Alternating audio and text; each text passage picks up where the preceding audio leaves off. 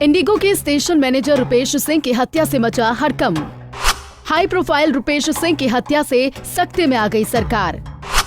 पटना के पॉश इलाके में घर के सामने कर दिया मर्डर। रुपेश सिंह की हत्या से पटना पुलिस से उठ गया भरोसा। रुपेश सिंह की हत्या के बाद नीतीश के इकबाल पर लगा दाग। अपराधियों के खौफ के साए में जीने को मजबूर है आम लोग। क्या बिहार में फिर से लौट आया है महाजंगल राज?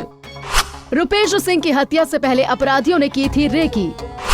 घर के सामने गाड़ी में रुपेश के सीने में मारी गई 6 गोलियां। विपक्षी नेताओं ने नीतीश सरकार पर किया तीखा वार। बिहार की राजधानी में एक हाई प्रोफाइल मर्डर से नीतीश सरकार का इकबाल खतरे में पड़ गया है। इंडिगो के स्टेशन हेड रुपेश सिंह की हत्या से पटना में सनसनी फैल गई है। रुपेश सिंह की हत्या के बाद बिहार पुलिस के दावे खोखले साबित हुए हैं। बताया जा रहा है कि रुपेश सिंह की हत्या करने से पहले अपराधियों ने उनकी हर गतिविधि के बारे में पूरी जानकारी जुटाई थी।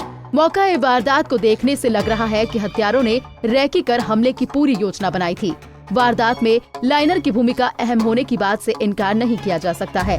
बदमाशों को पता था कि शंकर पथ स्थित कुसुम विलास अपार्टमेंट की सड़क का आखिरी छोर बंद है, इसलिए बदमाश अपार्टमेंट के आखिरी छोर के पास छिपे थे।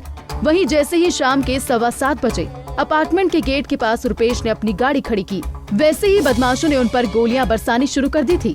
रुपेश सिंह के सीने में हत्यारों ने 6 गोलियां उतार दी थी। उनका सीना गोलियों से छलनी हो गया। आनन फानन में परिजनों ने उन्हें एक निजी अस्पताल लेकर गए, लेकिन डॉक्टरों ने उन्हें मृत घोषित कर दिया। इस हत्याकांड से पटना पुलिस की काफी छुछालेदारी हुई है। मुख्यमंत्री नीतीश कुमार के सख्त तेवर के बाद मामले की जांच के लिए SIT का गठन किया गया है। वहीं पुलिस मुख्यालय में तैनात ADG जितेंद्र कुमार ने हत्यारों की जल्द गिरफ्तारी का भरोसा दिलाया। उन्होंने कहा कि रुपेश का पेशा छपरा स्थित पैतृक घर और कॉल डिटेल्स को देखा जा रहा है। ये शहरी क्षेत्र में घटित घटना है और पटना में घटित घटना है, तो इसको उतनी ही संवेदनशीलता से और उतना ही सीरियसली जो है इसको हम लोग लिया है और उम्मीद है कि शीघ्र ही हम किसी एक निष्कर्ष पर पहुंच सकेंगे और जल्द से जल्द इसका हम खुलासा कर सकेंगे। क्या इस बारे में आपके पास कोई जानकारी मिली है कि शाम का वक्त था और उस समय में वहाँ पुलिस दल, गश्ती दल, मोबाइल वैन, जिप्सी, ये सारे कुछ वहाँ थे या नहीं थे? अगर नहीं थे तो क्या इस जांच के दायरे में होंगे वो सब? प्रशासनिक जांच भी जो है हमारे जो है अनुसंधान के अलावा प्रशासनिक जांच भी हमारे दायरे में रहेगी और उस पर भी जो हम देखेंगे कि कहीं से कोई जो है कमी तो नहीं रही। यदि कोई कमी रही होगी तो उस पर भी कार्रवाई की जाएगी। रुपेश हत्याकांड की जांच में जुटी SIT पटना के पुनाइचक इलाके में जांच के लिए पहुंची। इस दौरान पुलिस को हत्याकांड में एक अहम सुराग मिला है। दरअसल रुपेश के अपार्टमेंट के पास के एक CCTV कैमरे में एक बाइक पर जाते हुए 2 लोग देखे गए हैं। हत्या के पीछे की वजह को छोड़ SIT अब शूटरों और लाइनर की तलाश में जुट गई है। बताया जा रहा है कि इनमें से एक की पहचान भी कर ली गई है। पुलिस को उम्मीद है कि जल्द ही मामले का खुलासा कर दिया जाएगा। वहीं विपक्ष इस हाई प्रोफाइल मामले पर नीतीश सरकार को कटघरे में खड़ी कर रही है।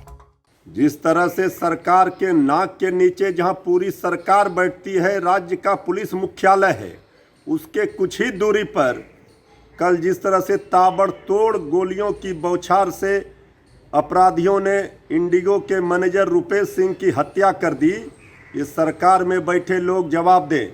किस तरह से बिहार में अपराधियों का तांडव हो रहा है, अपराधी का सुनामी आ गया है अपराध का। इस पर सरकार में बैठे लोग सुशासन का दावा करने वाले क्यों चुप हैं? इस पर कोई सत्ता में बैठने वाले क्यों नहीं बोल रहे? ये सरकार अपराधियों के सामने नतमस्तक है और अपराधियों के तांडव से पूरे बिहार की जनता कराह रही है। अपराधियों का कोहराम मचा हुआ है, अपराध का सुनामी आ गया बिहार में, अपराधी राज कायम है।